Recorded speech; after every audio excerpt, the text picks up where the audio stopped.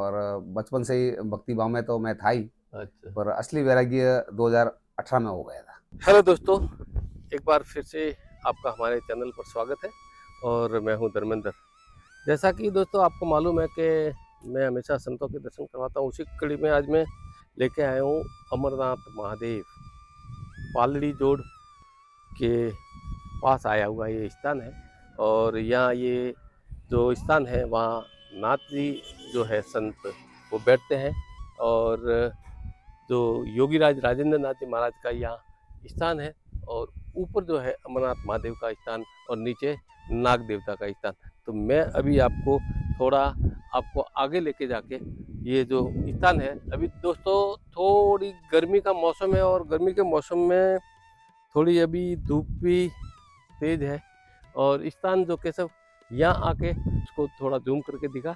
और ये जो है कुटिया है और बाबा जी योगीराज राजेंद्र नाथ जी महाराज श्री मल्लीनाथ जी मालवा मठ मंडल के जो शिष्य रहे हैं और यहाँ उनका जो ये नया जो स्थान जो है अमरनाथ महादेव वो स्थान जो यहाँ है और यहाँ वो अभी प्रेजेंट में रह रहे हैं और अपनी तपस्या और भक्ति कर रहे हैं। तो चलते हैं ऊपर और थोड़ा यहाँ का सीन भी मैं दिखा दूंगा, उसके बाद में बाबा जी से बात भी करेंगे।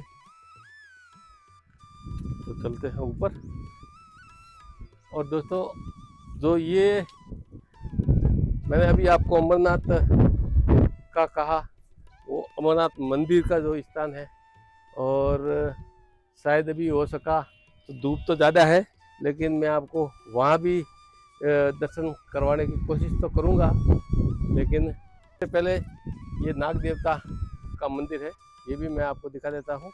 और ये पूरा एरिया अमरनाथ महादेव का जो है अंडर में ही आया हुआ है और यहाँ बाबा जी कुछ बनाने की कोशिश कर रहे हैं। तो बाबा जी ये स्थान जो है ये कब बनाया ये तो बहुत पुराना स्थान है, अमरनाथ महादेव। अच्छा अच्छा। और मेरे को यहाँ आके अभी 1 साल हुआ है और ये कुटिया वगैरह सब नए बनाए हैं ये हमने। बिल्कुल हाँ, अभी नया आपके काम आने चल के रहा है बाद। अभी। अच्छा अभी भी अच्छा काम चल रहा है और भक्त लोग आते हैं और सहयोग कर रहे हैं अच्छा और अच्छा। ये रमणीक स्थान बन जाएगा।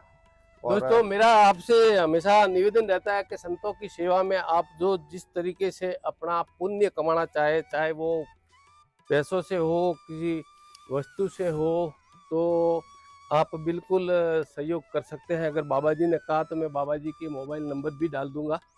और ये स्थान बन रहा है, आप जिस भावना से सहयोग अगर मंदिर के प्रति बाबा जी के लिए करना चाहे तो कर सकते हैं। और दोस्तों इधर जो है ये नाग देवता का स्थान है। अच्छा, ये भी नए ही बनाने हाँ, में ये नया बना है। आपके आने के बाद? नहीं, उसके पहले है बना है, अच्छा अच्छा। पहले से बना हुआ है। ये प्राचीन है अमरनाथ महादेव।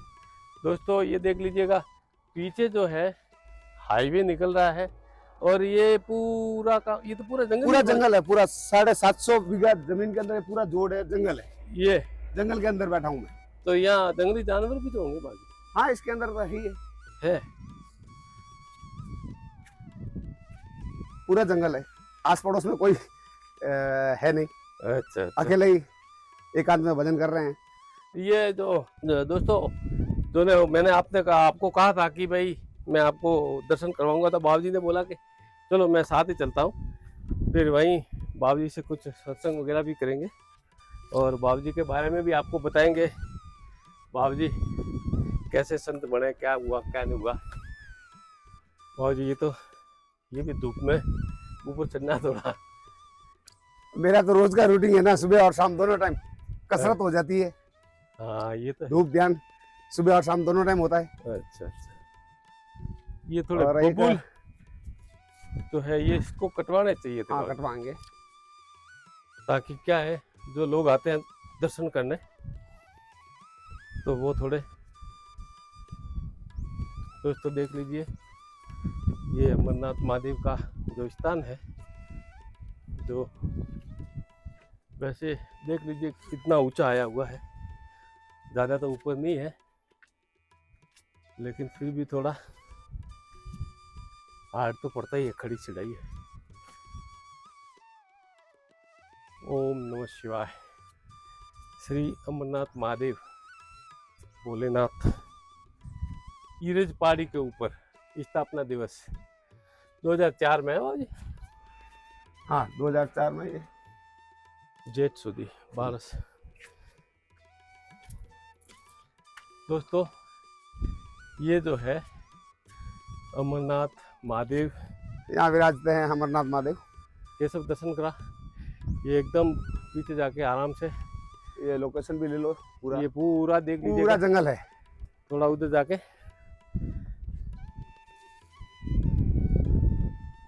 और उस साइड में नीचे नीम का पेड़ आया हुआ है वो जी।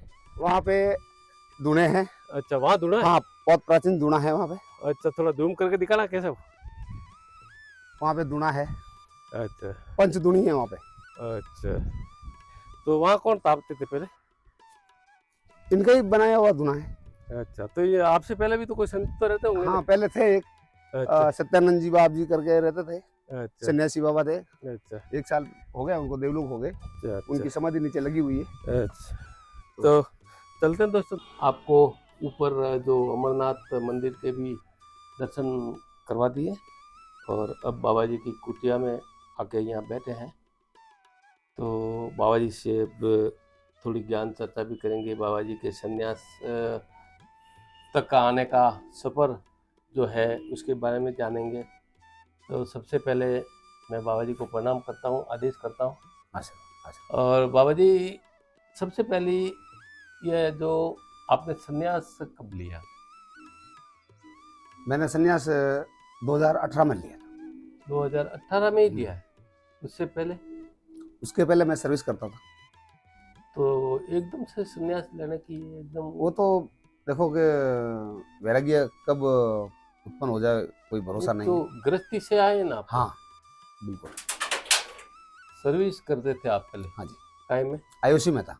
आईओसी में तो वहाँ सर्विस पूरी कर दी। हाँ वो पूरी हुई। उसके बाद में मैंने सूरत के अंदर नमक का होलसेल कारोबार शुरू किया। 5 साल तक नमक का होलसेल कारोबार शुरू करने के बाद में ये वैराग्य उत्पन्न हुआ। नहीं तो वैराग्य उत्पन्न होने का थोड़ा सा हमारे जो दर्शक है तो कम से कम जो अपने तो वैसे तो अभी जो सूरत में जितने भी भक्त लोग रहते हैं और मेरे साथ में 14 साल तक वो रहे, उनको तो सबको पता ही है कि वैराग्य कैसे हुआ। और बचपन से ही भक्ति भाव में तो मैं था ही। अच्छा पर असली वैराग्य 2018 में हो गया था। तो आप कैसे संतों के संपर्क में आए। संपर्क में तो अभी वैसे व्यक्तिगत रूप से तो मैं किसी के संपर्क में नहीं था संतों के। अच्छा। पर संतों से मुझे बहुत बड़ा प्रेम और स्नेह लगाव भी था। और धार्मिक प्रवृत्ति के हिसाब से वो बचपन से ही था मैं। यानी आपने गृहस्थ को पूरी तरीके से मतलब निवृत्त होकर। हाँ निवृत्त होकर बाल बच्चे वगैरह। हाँ वो उसके बाद में मैंने संन्यास लिया। अच्छा संन्यास जो आपने लिया, संन्यास लेने के बाद में आपने 18 में लिया, 25 चल रहा है। हाँ जी। तो ये 7 साल आपने संन्यास लिया, 7 साल आपने भक्ति वगैरह की। हाँ जी। तो उसमें ऐसा कोई विशेष अनुभव ऐसा रहा कि भाई गृहस्थ आश्रम ही ठीक था या ये जो संन्यास जो आपने लिया ये ठीक। गृहस्थ तो ऐसा है कि पूरे घर की जिम्मेवारी रहती है जी। और घर का पूरा देख रेख रहता है। और संन्यास एक ऐसा चीज है कि अपने शरीर का भी कल्याण होता है और जगत का भी कल्याण तो होता है। बाबू जी एक बात ये भी लोग कहते हैं, कई लोग कमेंट भी करते हैं कि ये जो भक्ति है हाँ। तो भक्ति संन्यास लेके ही करना जरूरी थोड़ी होता है, घर में भी तो कर सकते हैं। घर में भी कर सकते हैं, ऐसा कुछ नहीं है। ऐसे कई जो संत हुए गृहस्थी में भी गृहस्थी में बड़े बड़े की। संत हुए हैं हाँ। और भगत हुए हैं गृहस्थ में भी। जैसे मीराबाई को ले लो, मीराबाई भक्त रैदास जी को ले लो, हाँ। और अपने तुलसीदास जी को ले लो। हाँ। ये सब गृहस्थ में तो थे। हाँ तो यही तो कह रहा और हूँ अपने ये अहिल्याबाई को ले लो। हाँ। तो सब गृहस्थ में ही उन्होंने भजन किया। तो उसके बाद में बाबूजी ये जो है काफी ऐसा यूँ है जो लोग यूँ हम तो गृहस्थ छोड़ के ये संन्यास ले लिया, तो फिर गृहस्थी की भी तो पीछे जिम्मेदारी होती है अपने उसको चलाने की। तो उसको फिर वो ग्रस्त छोड़ के निकलना तो वो कोई अच्छा थोड़ी होता है। वो भी बात सही है आपकी, पर ग्रस्त में उनकी सब व्यवस्थाएं करने के बाद में आप गृहस्थी छोड़ सकते हैं ताकि उनको पीछे कोई तकलीफ नहीं आए। और ग्रस्त छोड़ने के बाद में हम वापस ग्रस्त में जाते नहीं, पूर्ण रूप से हम जंगल में ही रहते हैं और भक्ति भाव करते हैं। दोस्तों राजेंद्र नाथ जी जो है ये राजस्थान, इनके जो आप बाबू जी वो थोड़ा पद का बारे में बताना, तो आपके जो वो अभी प्रवक्ता भी हैं आप। मेरे को योगी जी की तरफ से और मोदी जी की तरफ से प्रधानमंत्री, हाँ। मुख्यमंत्री समर्थन मंच, अच्छा। प्रदेश प्रवक्ता राजस्थान संत प्रकोष्ठ का ये पद है मेरे पास।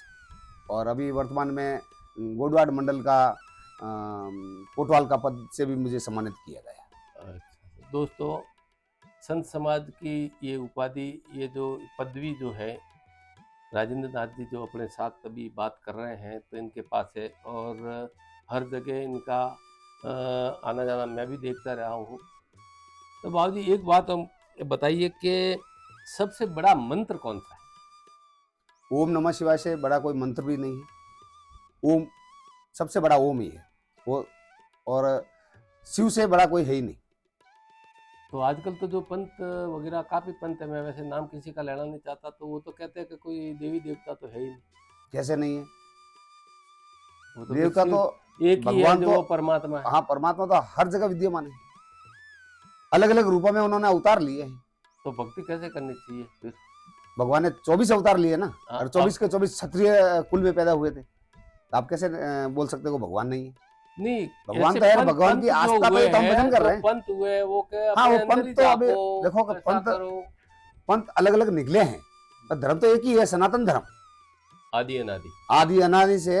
और सनातन धर्म के बाद में ये सब पंथ निकले हैं उसमें से, तो उसको धर्म नहीं बोल सकते, आप पंथ बोल सकते हो, मगर धर्म तो एक ही है, सनातन। तो ये जो और हम तो नाथ संप्रदाय से हैं, तो गुरु गोरक्षनाथ जी के अनुयायी हैं हम, उनके प्रचारक हैं। और गुरु गोरक्षनाथ जी साक्षात शिव का रूप है। शिव का रूप। दूसरी बात जो है, काफी लोग कमेंट करते हैं दोस्तों, आप हर हर महादेव कमेंट कर दिया करो, ये मैं भी शिव का भक्त हूँ। तो बाकी तो पंथ जो है जैसे चल रहे हैं वैसे चलने दो, और जो सत्य होगा वो सामने आके रहेगा और चलता ही रहेगा ऐसे। अब बाबूजी से पूछते हैं, बाबूजी हमारे जो लोग हैं, जो देखने वाले जो अपना व्यूअर हैं, वो काफ़ी ऐसी आशा करते हैं, काफ़ी ऐसे कमेंट भी करते हैं कि भाई संतों से ये पूछो कि उनके भक्ति काल में, उनकी तपस्या काल में उन्होंने कुछ क्या अनुभव किया, ऐसा कोई ऐसा हाँ बिल्कुल, अनुभव तो होता चमत्कार? ही है ना। जैसे जैसे भक्ति आगे बढ़ती है वैसे वैसे अनुभव भी बढ़ता है, ज्ञान भी बढ़ता है, और ज्योति स्वरूप जो उजागर होता है वो भी देखने को मिलता है हमें। तो इसके लिए बाबूजी क्या करना पड़ता है? वो तो घोर तपस्या करनी पड़ती है, तो उसके भी नीति नियम होते हैं। ब्रह्म मुहूर्त में उठना पड़ता है, आप 3 बजे उठो, नित्य क्रम से निर्मित होने के बाद में आप ब्रह्म मुहूर्त में भजन में बैठो, और एकाग्र होके एक शांति से एक चित्त लगा के आप बैठेंगे तो आपके दोनों आंखों के ऊपर यहाँ पे आपको एक ज्योति नजर आएगी। ये कितने टाइम तक करना पड़ता है लगभग अंदाजन? वो समय के ऊपर है, आपको जितना समय देना चाहो उतना समय आप दे सकते हो। भक्ति के लिए कोई बंधन है नहीं, आप जितना लंबा समय दोगे उतनी ज्यादा भक्ति आपकी आगे बढ़ेगी। गुरु की आवश्यकता बिना बिना गुरु के आप कुछ नहीं कर सकते, ये ज्ञान आपको गुरु ही दे सकते हैं, गुरु के बिना कुछ नहीं। कुछ नहीं कर सकते। दोस्तों मैं आपका ज़्यादा समय नहीं लूँगा। ये थे अपने राजेंद्र नाथ जी, योगी राज राजेंद्र नाथ। और अब मैं आपसे रहता हूँ विदा, फिर मिलता हूँ कोई अगले वीडियो में। तब तक के लिए जय हिंद, जय भारत, ओम नमः शिवाय। ओम नमः शिवाय।